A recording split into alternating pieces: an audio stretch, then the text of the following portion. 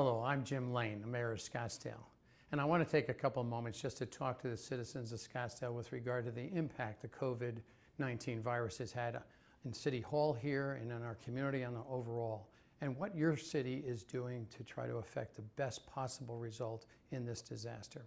I want you to all know that we hear your phone calls and your emails and your letters, and we listen and we try to make sure that we are responding the best we possibly can. We also do understand that there's a caliber and a standard of being here in Scottsdale that we want to maintain.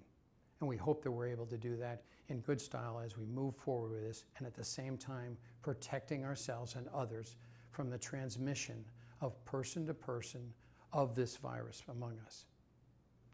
I spend a lot of time speaking with stakeholders here in the city to make sure that we're also being responsive to those businesses and the employees who are affected by the actions we've had to take in order to facilitate the social and physical distancing and all of the aspects that have been prescribed to us in the trying to thwart this virus's spread.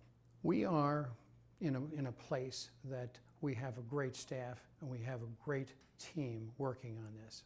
A couple of things that I'd want to make sure we communicate to you now, even though our staff is working on a more comprehensive look at some of what we have to do for protecting payrolls and protecting employers from losing their businesses or frankly being damaged to the point of a personal financial disaster for them. The U.S. government, the CARE Act, has got a couple of provisions that I think is worth immediately mentioning in case you're not hearing about it. Going to the SBA, that's a Small Business Administration.gov, SBA.gov, that site, you'll find payroll protection loans that are forgivable if you maintain your payroll. There's another that's called a disaster, which is also a low interest loan that there are certain prescribed costs that are associated, of course, with the damage that may have been wrought upon you or your employees by COVID-19. One of the members of staff that we really do lean on an awful lot is Troy Lutrick.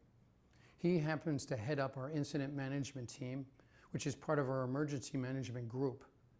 That team has been addressing each and every aspect of how the city maintains the critical infrastructure functions that we're responsible to maintain throughout any crisis. And in doing so, what we need to do with regard to our citizens and making sure that we are meeting their needs at the very same time that we are being able to move forward against this virus. So he's here to speak a little bit about some of the insights on that he's willing to share. And I think you'll find it interesting and maybe reassuring. Working hard. This is Troy. Good afternoon, everyone. My name is Troy Lutrick. I'm the Emergency Manager for the City of Scottsdale. And I'm here today to explain to you exactly what my job is and how it can contribute to our current situation. My job is to train, organize, and prepare Scottsdale's leadership before, during, and after any type of disaster. We do that through numerous ways and numerous documents and programs. The National Response Framework is a tenet to all of emergency management. We also follow the Presidential Policy Directive number 8, the National Incident Management System, and then now that it's hit Arizona, Governor Ducey's executive orders. My job is to help prepare the team, organize, collect that information, make sure that we have the most current information and are complying with all of those directives.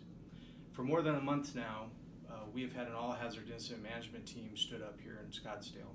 We meet very regularly and we communicate with all levels of leadership across the city on a regular basis. Behind me, you'll see an organization chart that describes the team that I'm referring to.